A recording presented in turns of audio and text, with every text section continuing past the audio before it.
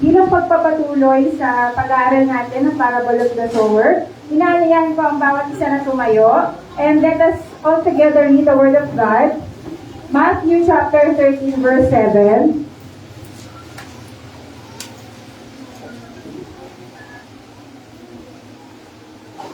Ayan. And Matthew chapter 13 verse 22. Kapag nakita nyo na ang verses na yan, can you say amen, please? Amen.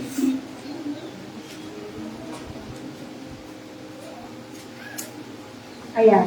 Sige, papasahin ko siya sa iba't ibang version. So, dun sabi sa, sige, Tagalog muna, ASMG version, sabi dito, may mga binhi namang nahulog sa lupang may matitinig na damo. Sabihin nyo nga po, matitinig na damo. Matitinig na damo. Lumago ang mga damo. Ayan. Surprise! Kala niya yung binhi yung lumago, no? Surprise! Yung damo yung lumago. Naunahan niya kayo. Sabing ganon. Lumago ang mga damo at natapakan ang mga tumutubong binhi. Wow, so sad para sa mga binhi na natapakan. Ang lupang, ang explanation ng ating Panginoong Jesus sa verse 22, ang lupang may matitinig na damo kung saan nahulog ang iba pang binhi ay ang mga taong nakinig ng salita ng Diyos. Ngunit, dahil sa mga alalahanin dito sa mundo at sa paghahangad na yumaman, nakalimutan nila ang salita ng Diyos kaya hindi namunga ang salita sa kanila. So, basahin ko din siya sa NLT version. English version. Sige, NIV na lang. So, sa 13, NIV version po yung babasahin ko. 13:7. Sabi dito ay, other seed fell among thorns, which grew up and choked the plants. So, yun yung nangyari, yun naman sa NIV version. And sa 22, the seed falling among the thorns refers to someone who hears the word, but the worries of this life and the deceitfulness of wealth choke the word, making it unfruitful. Sabi nyo, unfruitful. Tayo pong lahat ay manalangin. Hallelujah. We worship you, Father God. We honor you, Lord. Sa mga oras na nil-organize namin, malaman niyo, Panginoon, na aming Ama, na mahal ka namin, Lord. We value, Lord, yung relationship na meron kami sa inyo above anything and all things, Panginoon. Sa umagang to, Lord, sa pag-aaral namin na inyong mga salita, dalangin po namin na patuloy niyong linisin ang aming mga puso, ang aming isipan, Panginoon. Kaya niyo po na ito ay maging align sa inyong salita, Lord God. At nawa, Panginoon, ang anumang matigas na bahagi ng puso namin, ang anumang mabatong bahagi ng puso namin, ang anumang bahagi ng puso namin na may matitinig na damo, Panginoon. Ito nawa ay sa pamamagitan mo po, O Lord, ito ay malinis, Father God, upang ang aming puso sa umagang ito ay maging handa, maging matabang lupa, at maging fruitful po, Panginoon, ang mga salita na maririnig natin sa umagang ito. Ito'y maging buhay, ito'y makita sa aming buhay, ito'y makita sa aming pamumuhay, Lord, sa mga kinikilos namin, sa mga sinasabi at iniisip namin. Ito ay makita po ang inyong mga salita, Lord. Mag-reflect, Lord. And I'm praying na ang lahat ng nandito ay ma-experience ka, Lord, sa umagang ito, marinig ka sa umagang ito. Lord, yung mga nagawa po namin na hindi naaayon sa inyong salita, Lord, tulungan nyo kami upang ito ay mapagtagumpayan, upang ang mga maling nagawa namin ay maitama namin, ang mga wrong mindset na meron kami ay mawala, Lord, at mapalitan ito ng inyong mga salita, ng inyong mga pangako, Lord God. I pray that the Holy Spirit po, Panginoon, ang kikilos sa bawat isang nandito. At nawa po, Panginoon, ay ma-receive namin ang karunungan, kaunawaan na nagmumula po sa inyo. In the name of Jesus Christ, this we all ask and pray.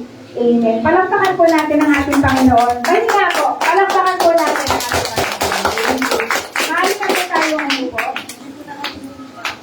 Ayan. So, bilang pagpapatuloy sa pinag-aaralan natin, so ngayon, pag-aaralan natin how distracted we are. So, gaano ba tayo ka-focus? Sino kaya dito yung may ganong character na kaya niyang mag-focus sa isang bagay? Sino naman dito yung may character na madaling ma-distract? Kasi kailangan pasiyasat natin sa Lord kung ano ba yung klase ng character natin. Kasi somehow, nagkakaroon siya ng effect sa ating journey bilang isang manggagawa ng Panginoon, bilang isang believer. So I pray na mas higit na at habang nakikilala natin ang ating Panginoon, ay mas makilala din natin ang ating sarili. Okay, so dun tayo sa distraction, no? So, maraming distraction sa mundo, maraming distraction sa life natin, lalo na ngayon na merong social media. So, mahirap kapag nagkakaroon tayo ng mga distraction. Halimbawa, ikaw ay nagtatrabaho, isa kang accountant, so meron kang inaayos na balance sheet. Kapag ikaw ay na-distract sa mga ine-encode mo, di ba? Meron kang maling na-encode, hindi siya dapat kasama. Dapat expense siya, pero nailagay mo siya sa income. So ngayon, magkakamali na siya. Akala mo kumita, pero hindi pala talaga kumita. Distraction yon. So, ang mga distraction, wala siyang magandang effect. Kunwari sa trabaho, yan. O halimbawa, ikaw ay isang ina, nag-aalaga ka ng bata na hindi pa naglalakad. Ngayon, biglang tumawag si kumare. Naiwanan mo ngayon yung bata, na-distract ka. Yung bata, biglang nahulog, o kaya biglang nauntog. So, it has a negative effect. Sa sports, na-distract ka ng kaaway. Diba yan nga yung una, kaya nga ang sabi sa mga sports, ang unang-una mong aaralin is yung tinatawag nating intimidation. Kasi kapag kaya mo ma-intimidate ng kalaban, kahit na hindi ka kagalingan talaga, once na na-intimidate siya sa'yo, madali mo siyang nadidistract. Yung mga salita mo lang. Marami ako kasi, mahilig din ako sa sports, so diba? Mga salita lang ng isang tao, pumapasok sa, lang siya, parang hindi naman totoo. Nililing lang na siya nung kaaway niya, sinasabi ganito, ay, hindi ka pala magaling sa ganyan, ay, balo ka pala, ganyan. So ngayon, kahit na hindi naman siya talaga ganun, yung mga tira niya, foul, so nagkakaroon ng ganung mga pagkakaroon. Again, yung distraction, wala siyang naging magandang dulot dun sa area na yun. So kung mapapansin mo, lahat ng area, once na na-distract ka, once na nawala ka sa focus, yung bagay na ginagawa mo, mas lalong hindi mo siya natatapos on time, mas lalong hindi mo nabibigay yung excellence dun sa ginagawa mo once na ikaw ay na-distract. So ngayon, pag-aaralan natin ng isang puso na madaling ma-distract. Ayan. So, review lang sa mga nakag-aralan na natin. Una, yung pusong matigas. Diba may kantang ganon? Yung pusong bato? Ano ba yung, di mo, daw? Oo, diba? Ano ba? Dahil tingnan mo, hindi makakain, hindi makatulog. Diba? Kasi yung puso niya, walang nakikita. May hugutin niya. Kaya mo yan, girl. So, yan. So, ngayon, may puso tayo na sobrang tigas, na talagang hindi nakakapasok ang salita ng Diyos. Walang effect ang salita ng Diyos. Pangalawa, meron nga, nakapasok nga, binigyan mo ng pagkakataon na marinig, pero dahil ang perspective mo ay hindi eternal, wala kang tamang foundation, and that is our Lord Jesus Christ, ang nagmamaniubra ng buhay mo ay yung emotions mo. So, instead of being spiritual, nagiging emotional ka, kaya hindi nagpapatuloy, nagkakaroon siya ng mga blockage. Nagkakaroon ng pagkakataon para ikaw ay magkaroon ng kasalanan. So, yun. So, yung pag-aaralan natin ngayon, ito na. So, yung matinig na damo, corny. Yan. So again, bago tayo magsimula, Pa-check tayo sa Panginoon kung lumalago ba si God sa heart natin. Mas nagiging importante ba si God sa life natin? Sa pagpunta niyo ba dito, ganun ba yung nangyayari? Ayan, so, bilang distraction rin lang ang ating pag-uusapan, humihingi po ako sa inyo ng inyong kaunting minuto para makinig ng salita ng Diyos wholeheartedly. So, kung meron kayong re-replyan sa chat, mamaya niyo na siya replyan. Kung gusto niyo na makita ilan yung likes, pwede mamaya na yon, mga after ilang minuto lang naman. So, ganun din naman kung may mga worries na pumapasok, mga negative effect, pwede mamaya na lang kasi baka mamaya mas maging malakas na yung heart mo. Yung inaakala mo na pinapangambahan mo ay hindi naman pala talaga karapat-dapat na pangambahan. So, yan. Pasiyasa tayo sa Panginoon. Lord, mas nagiging priority ba kita sa life ko habang tumatagal na nakikilala kita, habang tumatagal na nagkakaroon tayo ng relationship, habang tumatagal na nandito ako sa church. Ayan. So, again, may iba't ibang areas ng heart natin. Hindi lahat ng area natin ay matigas. Yes, hindi din lahat ng area ng heart natin ay meraki, hindi lahat ay thorny, hindi lahat distracted ka. Not all the time you are distracted in this area, but there are areas. Yun yung kailangan nating malaman. Yun yung kailangan nating mapasiyasat sa Panginoon. Ano yung bahagi ng buhay ko na matigas pa ako sa'yo, na bakit ayaw kong i-allow na baguhin mo to, Lord? Bakit inaalaw mo na, bakit nandito ako ngayong umaga na to, nagbasa tayo ng Word of God, pero bakit hindi ko siya mai-apply sa buhay ko? Bakit rocky? Bakit merong naka-block? So, magpasiyasa tayo sa ating Panginoon as we continue to study this Word of God. So, again, nandito na tayo sa third part. So, for review, yung pinag-aaralan natin ay parable of the sower or parable of the four soils. Ito yung mga verses na pwede nyo pag-aralan para mas maunawaan nyo itong pinag-aaralan natin. I pray na hindi lang natin siya dito binabasa, but I pray that you will give time to study ito pong mga verses na to, kung saan makikita niyo yung parable of the sower. Para mas maunawaan niyo siya, kung paano siya isinulat ni Matthew, ni Mark, and Luke. Diba may 4 gospel tayo? So yung 4 gospel natin, iba-iba yung author. Diba? Pero iba't iba rin po kasi yung audience nila. So may audience na yung isa nagsulat para mas maunawaan ng mga Israelites o kapwa niya Hudyo.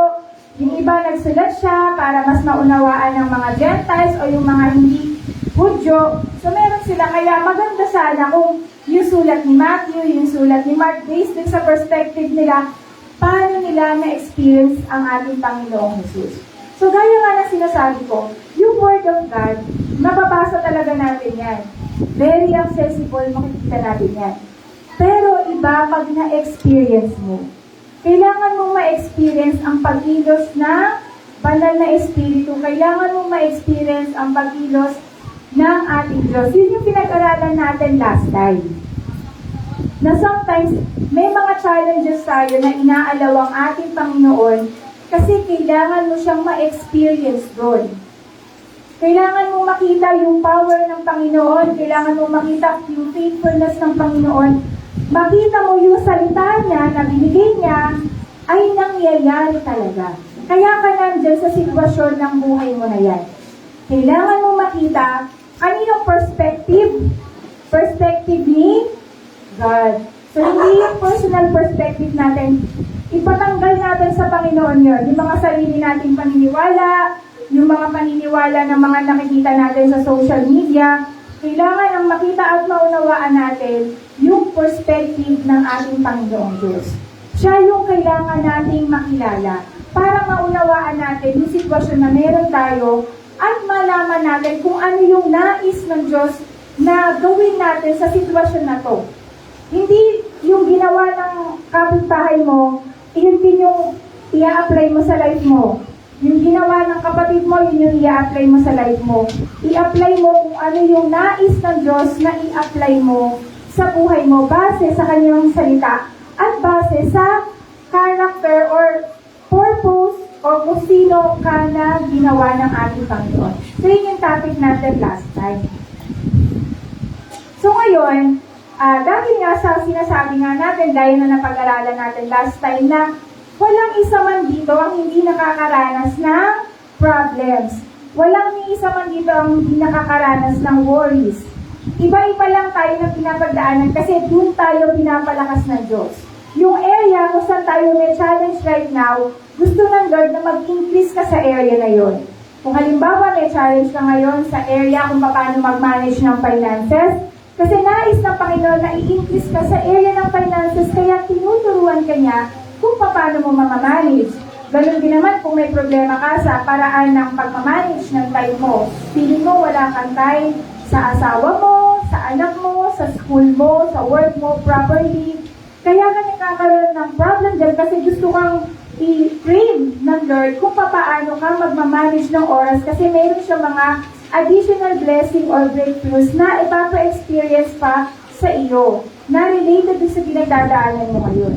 So, in the same manner, ano man yung challenges mo sa bahay, buhay may asawa, buhay bilang isang kabataan, bilang isang mag-aaral, bilang isang atleta, bilang isang nagtatrabaho, ano man yung meron kang pinagdadaanan ngayon, kasama natin ang Diyos. At ang Diyos ang magsusustain sa atin, ang Diyos ang magbibigay sa iyo ng karunungan, ng kalakasan, at ng way out. Sabi sa Corinthians, diba? Siya rin ang magbibigay ng solusyon sa pinagdadaanan mo ngayon.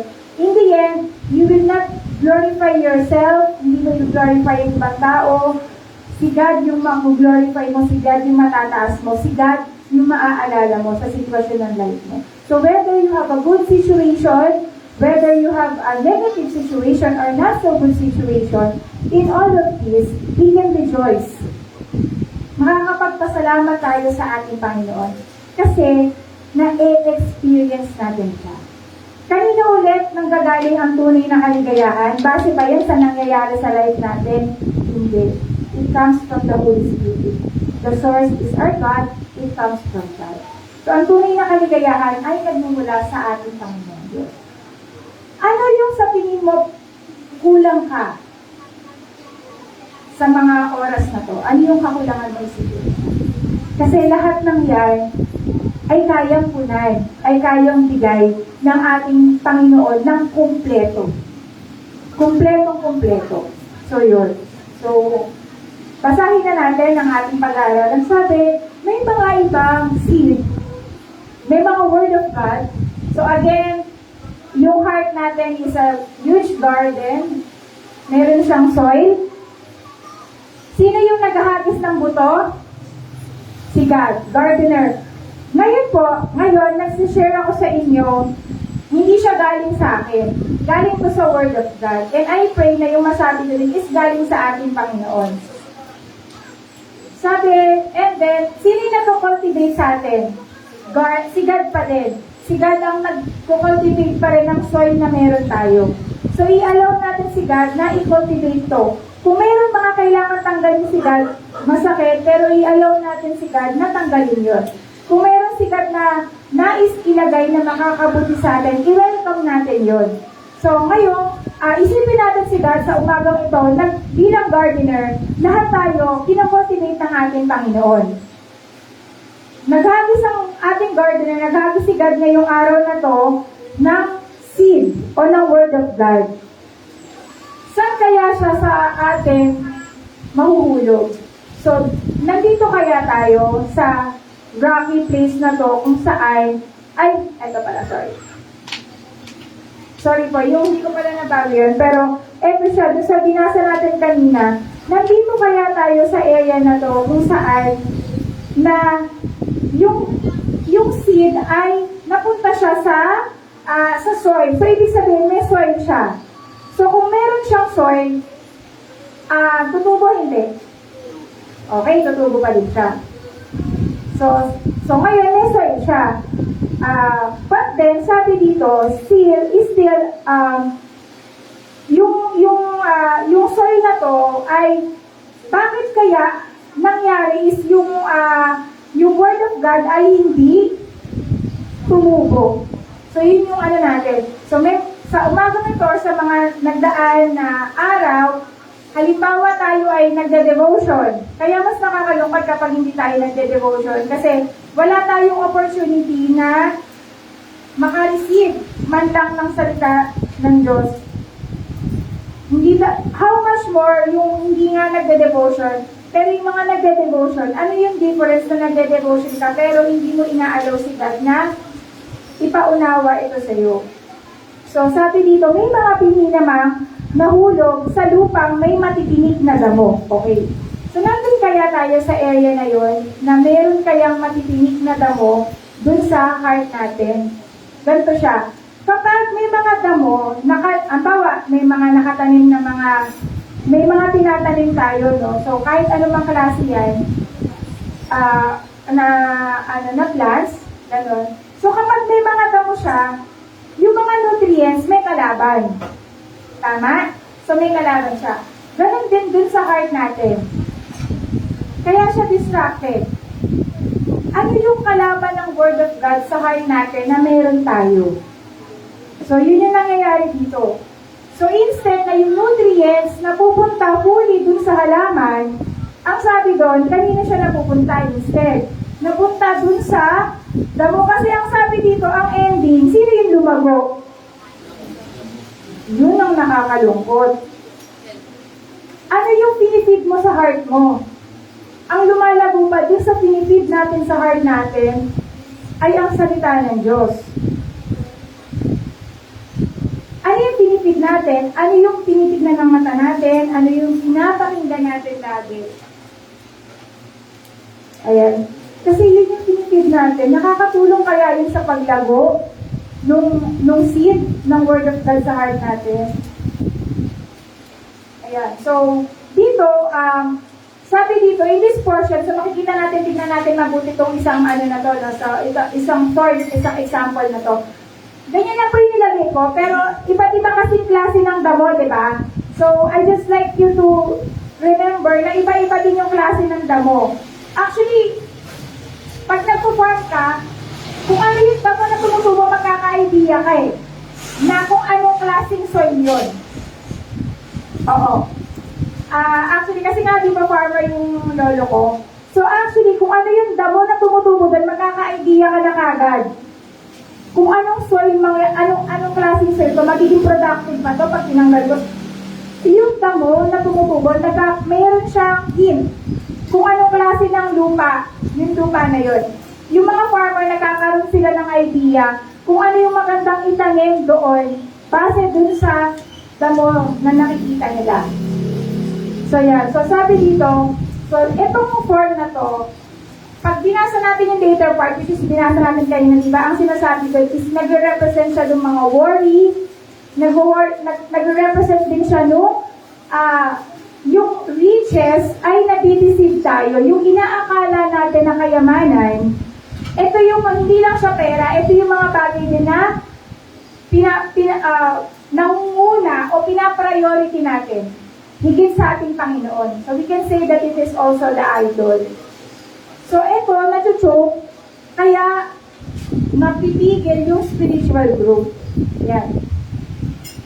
So, mas pag-aralan natin siya. So, ito yung question eh. Ano yung mga tinik na yon sa life mo kaya ka hindi lumalago? Unang-unang tanong sa tingin mo, lumalago ka ba sa Panginoon? Ayun. Nag-i-increase ka ba? Yung patience mo, nag-i-increase ba? Okay, yung self-control mo, nag-i-increase ba? Habang nandito tayo, habang nag-aaral tayo, habang nagsiserve ka kay God, mas may kapayapaan ba ngayon sa buhay mo, sa buhay ng pamilya mo, sa buhay ng mga nakapaligid sa iyo? Mas masaya ka ba ngayon? Ayan. So, yun yung mga iti-check natin eh. Kasi, you have to check your spiritual growth. Kasi baka mamaya, nandito ka na pala sa area na to kung saan nahihinder siya ng mga thorns ng life mo. So, yung world kasi natin ngayon ay talagang napapalibutan tayo ng iba't ibang klase ng problem. So, marami sa atin ang problema financial. So, marami sa atin may problema sa relationship, broken family, wrong relationship, identity crisis, career na parang sinasabi na sometimes, ano ba itong edad ko na to, wala pa rin ako narating, yung mga ganyong mga personal ambition. So, anong klase ng thorn yung nasa heart mo ngayon na possible na nag-hihinder sa'yo para ma-distract ka, mag-commit sa salita ng Diyos. The reason why you cannot commit is mas nangunguna yung mga distraction na to sa life mo. Okay, tingnan natin yung isang thorn. So, yung thorn o yung mga damo na matitinik. Ayan, mga damo na matitinik. So actually, pag binasa mo siya, galing siya sa word, sa Greek word na akanta. So, madalas ito ay na-associate sa consequence ng mga kasalanan. Ayan. So, it is often metaphor siya na nagde-describe ng mga paghihirap, difficulties na nagkakos sa atin ng pain and suffering. Ang sin ay nagkakos sa atin ng pain and suffering. Kaya nakakalungkot, bakit pinapalabo natin yung kasalanan sa heart natin? Interestingly, pag binasa mo siya, yung di ba nakalagay doon, which grew up, ibig sabihin, nag-start siya ng maliit. Tama ba? Kasi lumago lang siya eh. So yung damo na yun, nag-start lang siya ng simple things. So, nung una, akala mo yung mga bagay na yun ay maliliit lang na damo. Ay, kaya kong tanggalin yan. Maaano ko yan. Kaya ko yan tanggalin sa sarili ko. But eventually, sabi dito, it used the words Abba, and it shows na lumalaki siya. Lumalakad siya. Kasi may mga damo, diba, lang gumagapang siya sa life mo na nung una, ang affected lang is yung area ng time management mo hanggang sa ang naging next dati parang hindi mo lang kayang i-manage yung time mo. Tapos ngayon wala ka ng time sa asawa mo. And then yung asawa mo maghahanap na ng time sa iba. Ang result, broken family. Ang result, yung mga anak magre-rebelde. Nakita niyo yung nagsimula lang siya sa maliit na kasalanan. Nagsimula ka lang sa dati, tumitingin-tingin ka lang sa Facebook ng mga hubad na litrato. Ngayon, iba na yung kinikrave mo, gusto mo na nakikita yung hubad na actual. Eventually, mag-change na yung mindset mo na ngayon marunong ka nang mag-cheat, ginagawa mo na, nag-2-time ka na. So, nagsimula lang yun sa maliit na hubad na litrato. Eventually, it will grow. Lalaki siya. At yung lawak niya, sometimes it can affect other people. So, it's really saddening. So, sabi dito, imagine niyo yung salita na to, it's like going sa isang mataas na mountain. Na dati, isang maliit lang siya na bahagi ng puso mo, ngayon, sobrang laki niya na wala ng space yung puso mo para sa Diyos. Wala ng space yung puso mo para sa salita ng Diyos. Wala ng space yung puso mo para mag-commit sa salita ng Diyos. So kaya, be very, very careful sa mga ine-entertain natin. Kasi it can be a future distraction ng life natin. Not only you will be distracted, but in the end, masisira ka. So, it is also a reminder for us na sa lahat ng ginagawa natin, like what I have mentioned last time, always think eternal. Sabihin nyo nga po, eternal. Okay, ano ibig sabihin nun? Lahat ng ginagawa natin, hindi lang natin titignan yung future, pero titignan natin ano yung effect nito sa susunod, sa future mo. Not only for the present, but only for the future. Much better, mas malayo pa sa future. Ano yung effect nito sa eternal mo? Sa yung eternal destination. So sometimes, kapag tayo ay nagdidesisyon, nakabase lang tayo sa present. Hindi natin tinitignan yung effect o yung consequence nito. So very limited yung perspective na meron tayo. Ang ganda talaga ng reminder sa atin this year, ng godly perspective. Kasi kailangan makita natin how God perceives things. So yung mga minsan, ano yung mga ini-entertain mo sa life nito, ano kaya yung possible na maging consequence niya? So, kinakwento ko nga, kahapon kila Kyla, no, sabi ko, sometimes, naisip ko din talaga na, ang sarap kunwari, tara, pumunta tayo manood tayo ng concert, gano'n. Bakit hindi ako fan ng gano'n? Kinukwento, kasi nga, natatakot ako sa consequence. Tinitignan ko kagad yung future, paano pag nagka-stampede?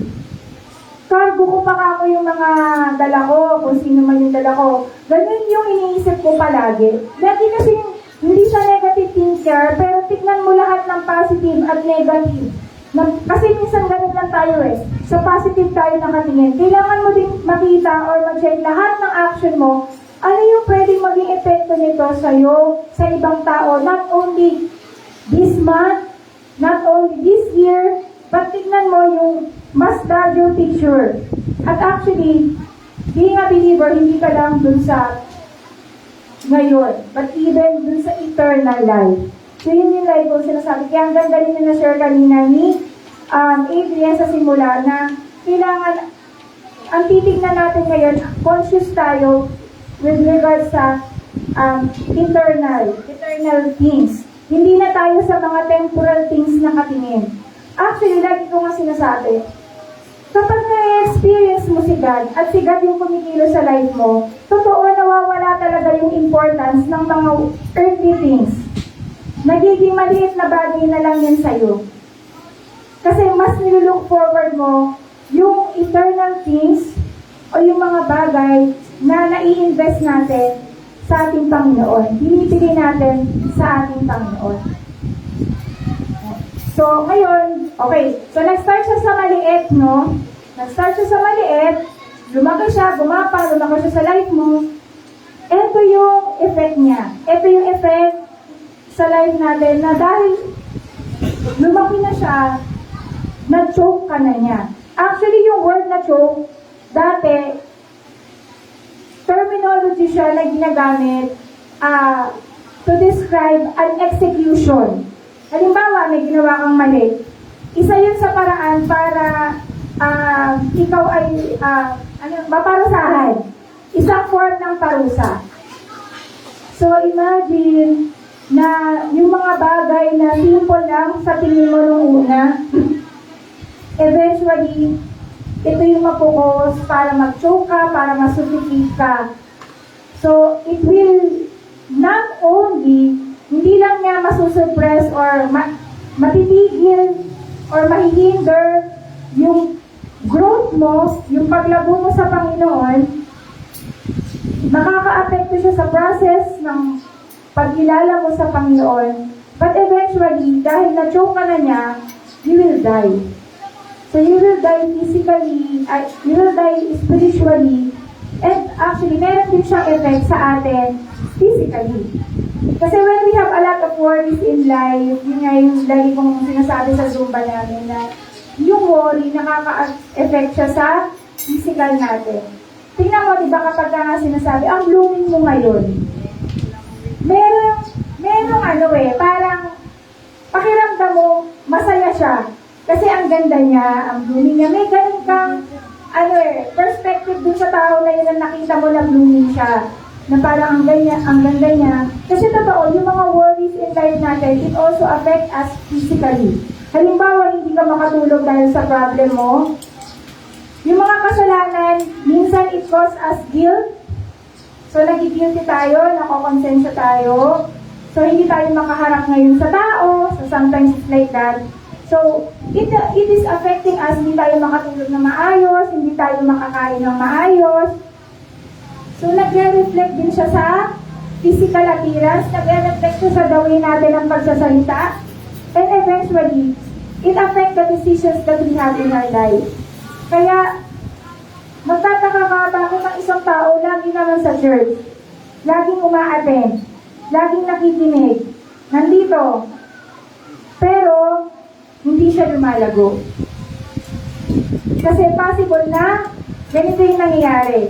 Na kahit na nakapasok sana sa heart niya, pero yung mga distraction, mas lumaki siya kaysa dun sa Word of God na narinig ngayon. Diba yun nga,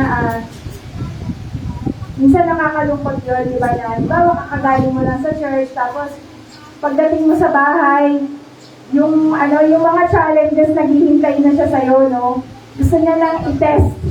I-test kagad yung mga natutunan mo ngayon sa ilang minuto na pag-attend mo ng Word of God. So, ang tanong, sino kaya yung mananalo? Sino yung mas pipiliin natin? Ayan. Diba, ganito yung itsura ng sample ng na-joke. Sample lang yan kasi may iba't ibang klase ng joke. Kasi diba, halimbawa, pag sinakal ka, so, diba, pag sinakal ka, mag-joke ka, so, ganito siya. So, yung choking is a form of execution. So, ito yung danger ng external pressure. Diba, naaalala niyo yung pinag-aralan natin sa mind and body devotion? How external pressure is affecting our spiritual growth. So, nakakalungkot kasi minsan, yung external pressure ay mas malakas siya. Mas nagbibigay siya ng effect sa atin more than sa promises and sa Word of God na lagi-lagi natin naririnig at napapag-aralan dito sa church. So, ano ba yung mga external pressure na na-experience mo ngayon? Naaapektuhan ba niya yung paraan mo ng pagsasalita, yung paraan mo ng pag-iisip?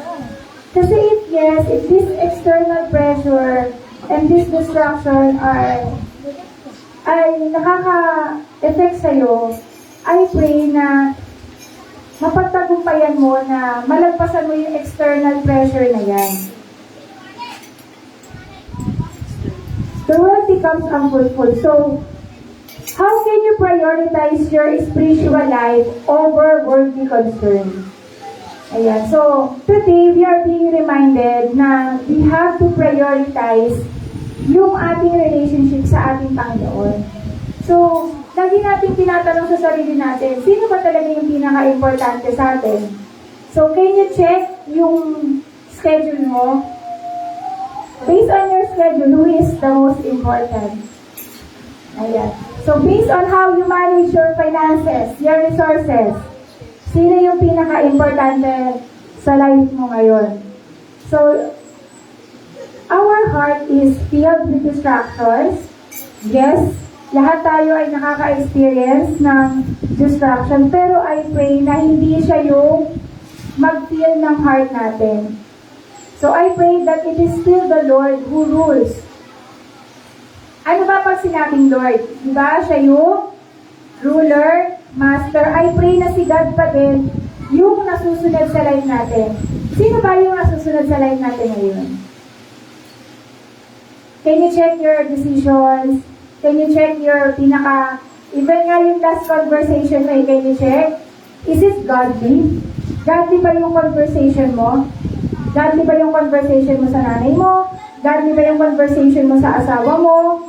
Godly ba yung conversation mo sa friends mo? Alam niyo ba na yung maliliit na conversation natin na yan? Diba minsan nakikipag-usap tayo sa even to other people na halimbawa ay hindi nakakakilala sa Panginoon. Sino kaya yung nakaka-influence? Tayo ba na nakakaalam ng salita ng Diyos o sila? Kasi sometimes yung mga naririnig natin sa kanila na salita, it affects our mindset. And therefore, sometimes it will become a future thorn sa heart natin. So I pray na yung heart natin ay lagi natin punuin ng salita ng Diyos. Again, as we have mentioned last time, if we will remain in God, diba yung sabi nga natin, yung devotion is not only reading the Word of God, okay, nakasulat ka na, but ito yung nakikipag-isa tayo kay God. Alam natin na kasama natin ang Diyos. Therefore, yung mga ginagawa natin, align siya dapat sa salita ng Diyos. It's not because other people will see or other people will judge you, but you know that God is with you. So while you are doing this or that or ano man yung mga ginagawa natin, is it really honoring the Lord? Yung pagtatrabaho ba natin, is it really honoring the Lord? Yung pag-aaral natin, is it really honoring the Lord? So I really hope that as we continue our journey as a believer, we will continue to remain in Christ. we will continue to remain in His Word, mananatili tayo sa Kanyang salita, at yung salita niya ay makikita sa ating buhay. Makikita sa pananampalataya natin. Di ba nga kanina nire-remind tayo ni Teacher Cindy na it's not about what you are doing only sa church, na active ka. Gaya ng lagi sinasabi, sometimes you are active in the church. Active ka, but Jesus Christ is not really present in what you are doing. So I really hope that in all that you do, si God talaga yung mataas at ang ating Panginoong Jesus ay kasama natin sa mga ginagawa natin ngayon. Next, let us talk about the resources that we have. As I have said, yung wealth, hindi lang siya nagpo-fall sa pera, pero ito yung madalas natin ginagamit. Yung wealth is equivalent to money. But then, again, let us check our heart. Again, it comes dun sa ating ano ba yung priority natin? Sino yung nangunguna sa heart natin? Sino yung tinuturing mo na kayamanan? Ano yung tinuturing mo na kayamanan? So sometimes nagtatanong ako sa yun, ano yung something na hindi nyo maiiwan? Cellphone, diba? Hindi ka mabubuhay ng walang cellphone. Actually, ngayon iba na eh. Hindi lang cellphone, kailangan may internet. Oo, kasi kapag cellphone lang at walang internet, it's boring. So to be honest, i-check natin yung heart natin. Ano yung tinuturing natin na kayamanan? Is it our relationship with God? So sometimes, yung nadi-deceive tayo ng mga tinuturing natin na kayamanan o pinapahalagahan natin, inaakala natin na ito talaga yung pinakamahalaga sa life natin. But, ang pinakamahalaga sa buhay talaga natin, ang dapat natin pinupursue. Ano yung pursue? Hinahabol. Diba? Hinahabol mo siya, ay ang ating relationship sa ating Panginoon.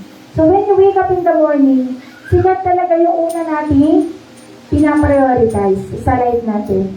So, but then yung money kasi, yung parang pinakamadaling i-example, kasi ito talaga yung nagkalat na common problem. Kasi when you ask people, ano yung problema mo? Pero, lahat na sinasurvey ko, na sinishare ko ng Word of God, kapag tinanong mo, ito talaga yung number 1 nilang problem. At lagi nila dito sinisisi yung mga bagay. Kung may pera lang kami, hindi kami magkakahiwalay. Kung may pera lang kami, hindi kami magkakaaway-away. Kung may pera lang kami, hindi siya magkakasakit. Mga ganun. So, madalas doon na sinisisi, no? Pero sometimes, hindi natin nare-reflect yung sarili natin. Ano nga ba talaga yung kakulangan natin in terms of management ng mga pinagkatiwala sa atin ng ating Panginoon? Lagi natin nire-remind dito na walang kulang sa kingdom ni Lord. Meron lang mismanagement. Hindi lang nalalagay sa tamang sisidlan, pero walang kakulangan. So ngayon, if you feel, kung may area ng life mo na sa tingin mo, hindi kulang or may something missing, wala si God doon. Ibig sabihin, hindi present si God doon. Kasi kung nandun si God, there is abundance, there is completeness. So yes. Ang sarap matulog sa pera. Di ba? What if matutulog ka sa pera? Ito ba talaga yung magbibigay sa iyo ng kaligayahan? Parami ang mga taong nagsisuicide na sikat, mayaman. Di ba ba ang gaganda? So, you think that they have everything, but eventually, yung buhay nila, it means nothing. So that's why, ganun yung nangyayari sa life nila, that they are ready to give. So, actually, ang sabi sa Timothy chapter 6, verse 10, for the love of money is the root of all kinds of evil. Some people, eager for money, have wandered from faith and pierced themselves with many griefs. So, minsan, kakahabol natin sa pera, ang natatagpuan natin ay kalungkutan. Nakakalungkot na maraming nakaka-experience nito. Na hinahabol ang career, hinahabol ang pagkakakitaan, pero yung ending niya, mas lalong worse pa. Worse pa yung naging situation ng family, worse pa yung naging situation ng relationship, worse pa yung naging situation ng studies, ng career. So, if I pray na kung meron tayong i-pursue, I pray na ito yung relationship natin sa ating Panginoong Diyos. Ito, the danger of living in two kingdoms. Yung soil na to, welcome lahat. Damo ka, welcome ka. Word of God, welcome ka. This is the kind of soil that I am. Ganun. Ganun yung sinasabi ng distracted soil, na ako yung tipo ng, ng soil, na kahit anong klase ng mindset pa yan, welcome ka sa life ko. Try and try until I succeed. O, sinabi ng isang walang paniniwala sa Diyos, ganito ang gawin mo. Kasi nung ginawa ko to, bumongga yung namin. Nag-invest lang hindi ako sa ganito. After 7 days, 6 digit. O, sabi naman ng isa, ako nga nakatatlong babae. Okay lang. Ano pa din kami? Masaya pa din yung pamilya namin. Masaya yung mga anak ko, nakagraduate lahat. Mga titulado, marami kami pera, nagbabakasin kami. Pero, Monday, Wednesday, Thursday, Friday, iba-iba yung ko. Pero masaya kami. Tapos may nababasa pa ako, sabi, bakit kaya kasi ganito? Gumawa na nga ng masama. Tuloy-tuloy pa rin ang blessing. Ang dami niyang advertisement. Parang minsan mas mainam pang gumawa na lang ng masama kasi at the end of the day, yung skills pa din. So, sila yun. Ito yun. May area ng life mo na, okay, susundin ko si God. May area ng life mo na, hindi ko kaya sundin si God. Diba yung tanong sa Tagalog, meron bang nakapamangka sa dalawang ilog? Is it possible? It's not possible. So, hindi posible na mag-serve ka sa dalawang master. So, you know that, alam mo yun sa sarili mo, ano yung mga pinapakorek pa natin sa Panginoon, ano yung mga hindi pa natin pinapasakop sa Panginoon.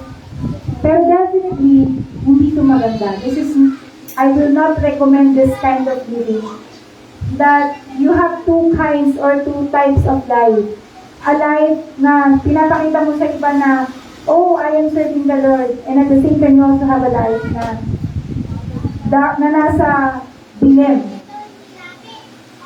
Yung life na ayaw mo makita ng iba. Yung life na ayaw mo ma-expose. Yung life na puno ng kasalanan. Kasi believe me, someday, ma-expose din yun. And when it's exposed, are you ready for the consequence? Ready ka na ba sa kayang gawin sa'yo ng thorn? Diba pinabayaan mo lang siya nung una? Ready ka ba sa magiging consequence nun? So, there are people na may option 1 at may option 2. Hindi siya pwede sa kingdom of God. This will not work in the kingdom of God. Because true believers cannot serve two masters. We only have one in the kingdom of God. We only have one master, and that is our Lord Jesus Christ. We allow the word of our Lord Jesus Christ to direct our lives. So being a follower of Christ means Jesus Christ is our one and only Lord and Savior. Wala kang ibang tatakbuhan kundi ang ating Panginoong Jesus. Alam mo, walang ibang makakapagligtas sa iyo kundi ang ating Panginoong Jesus. So in the kingdom of God, wala kang ibang nais i-nurture kundi ang relationship mo sa ating Panginoong Jesus. No one can serve two masters. Either you will hate the one and love the other, or you will be devoted to the one and despise the other. You cannot serve both God and money. So I pray that today you have decided to yourself, and I know it's really difficult, but kailangan mo lang ng one step. Diba sabi, ang pinakamahirap daw is your first step. Pero kapag naka-first step ka na, i-first step mo lang kay God. Sabi sa'yo ni Lord, i-try mo lang lumakad sa water na yan. Tumingin ka lang sa akin, i-fix mo lang, isang step lang. Magdidire-diretso tayo, hayaan mo ako. Ako ang gagabay sa'yo, ako ang aakay sa'yo. Ako ang sasalo sa'yo. I pray that today you have decided and you will continue to serve God. Devote yourself to God because you cannot serve two God. God is a jealous God. Si God, ang gusto niya, siya lang why? Kasi alam ni God, siya lang ang makakapagbigay ng the best sa'yo. Yun na i-experience mo right now na hindi kasama ang Panginoon. Trust me, waste yan. Trust me, itatapon mo lang din yan. And someday you will find yourself na sayang ang araw, na sayang ang panahon, na sayang ang oras ko. Kasi hindi ko kasama ang Diyos sa experience nito. So I really hope that as we end, again, this is our fix your eyes to Jesus Christ. May you fix your eyes to Jesus Christ. Huwag mo hayaan na magkaroon ka ng distraction. Huwag mo hayaan na magkaroon ng mga something sa life mo na in the end, kailangan mo pang mamili sa Diyos at sa consequence na yun. Always choose God. May we all be encouraged to allow God to examine our heart. May the Lord remove any distraction na naghihinder sa iyo para lumago sa ating Panginoon. I pray. Sa pinagdadaanan mo ngayon, whether you are in the desert, whether you are in the ocean, wherever you are right now, I pray that you will experience the presence and the power of God. Hayaan mo na yung challenge mo na yan, ipakita ni God, eto ako, eto yung kagalingan ko, ganito kita kamahal, ganito ako katapat sa iyo. May you experience God's love, may you experience His everlasting, unending love, not only for you, but a kind of love that even extends to your family, to your loved one, and to everything that is important or matters to you. So, tara po, tayo po lahat ay tumayo. Palakpakan po natin ang ating Panginoon na nagmamahal sa atin. Isipin mo ang Diyos, nakatuon ang mata niya sa iyo. Sana ikaw din. Ituon mo din ang mata mo sa ating Panginoong Diyos. Ituon mo yung mata mo para makita mo yung maganda niyang plano sa iyo. Ituon mo yung mata mo para makita mo kung gaano kanya kamahal. Hindi mo nakahanapin ng ganitong klaseng pagmamahal kasi sa Diyos palang puno ka na. Ituon mo yung mata mo sa ating Panginoon Diyos para makita mo kung gaano kasaya ma-experience ang Diyos. Wala ka ng ibang sayang hahanapin kasi sa Diyos palang masayang masaya ka na. Amen. So tara, mag-pray po tayo lahat. Hallelujah. Father God, we just wanted to say thank you, God. Our heart, sobrang grateful namin. Sobrang nagpapasalamat kami sa iyo, Lord God, na even we are distracted at the times, Lord. Salamat po sa divine intervention mo. Salamat po, Lord, sa discipline mo. Salamat sa correction mo, Panginoon. Salamat sa reminder mo, Lord God. Salamat sa mga encouragement mo, Lord. That na sa kabila ng pagiging distracted namin, Panginoon, tinutulungan mo kami makawala sa mga distractions na to, Lord. Dalangin ko po na sa mga kapatid ko, Lord, na mas na-overwhelmed sa panahon na ito, Lord. Na-overwhelmed sa iba't ibang klase ng problema, na-overwhelmed sa iba't ibang klase ng challenges, Panginoon. I pray, God, na mas ma-experience ka nila, Lord. Makita nila yung pagkilos mo. Lord, kung paano hinati mo, Lord, ang Red Sea, God, I pray na ma-experience nila yung ganung klase ng miracle, ganung klase ng breakthrough, Lord God. Kung meron man po kaming mga damo, matitinig na damo sa puso namin, Lord, tanggalin mo na po, oh God. It may be difficult, the process may be difficult, Lord, pero nagsusurrender kami, nagpapasakop kami sa iyo. Handa po kami na danasin po, Panginoon, yung process na kailangan upang nang sa ganun, Lord, makamit namin yung aming pangarap, Panginoon, yung dalangin namin lahat, Lord, to become just like Jesus Christ. Na maging kagaya, kawangis ng aming Panginoong Jesus. Dalangin ko po ng bawat isang nandito ay lalong magutom sa salita ng Diyos, Panginoon. I pray, God, na lalong silang uhawin sa salita ng Diyos, uhawin sa iyong presensya, Panginoon. Para po, Lord, sa mga kapatid ko na nahihirapan na mag-say no sa mga kasalanan na i-experience nila, Lord. I pray na makita nila, ma-receive nila ang grace na nagmumula sa iyo, na nagtuturo sa amin humindi, lumayo, i-resist ang anumang uri ng kasalanan ng temptation, O God. Tulungan niyo kami, Panginoon, na tumalikod sa anumang klase ng kasalanan. And Lord, help us in all the decisions na ginagawa namin. Tulungan mo kami, Lord, sa mga pinapapasok namin sa heart namin. I pray, God, na mag-filter namin ito, Lord, na tanging mga bagay, mga salita na nagmumula lamang po sa iyo ang papasukin namin sa aming mga puso. May you remove, Panginoon, any fear, any doubts na maaari na i-experience namin po, Panginoon. Palitan niyo po ito ng pag-asa, ng pagmamahal, na nagkatapatan na nagmumula sa inyo. Lord, dalangin ko po na sa pag-uwi namin, maisapamuhay namin ang iyong mga salita. Ang salita mo ay maging buhay sa aming Panginoon. Ma-share namin ito, O Lord God.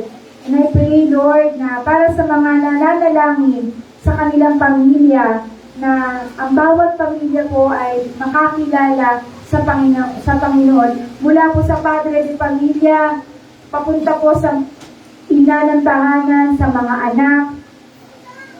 Ganon din po sa mga nakapalibot sa amin. I pray, God, na magamit nyo kami para ma-share ang mabuting balita, ang kaligtasan, ang salita ng Diyos. Salamat po ang banal na Espiritu na ang siyang patuloy na pumilo sa bawat isa sa aming kalagitnaan. In the name of Jesus Christ, peace be all us and pray. Amen. Palakpakan po natin ang ating Panginoon. Maraming salamat po.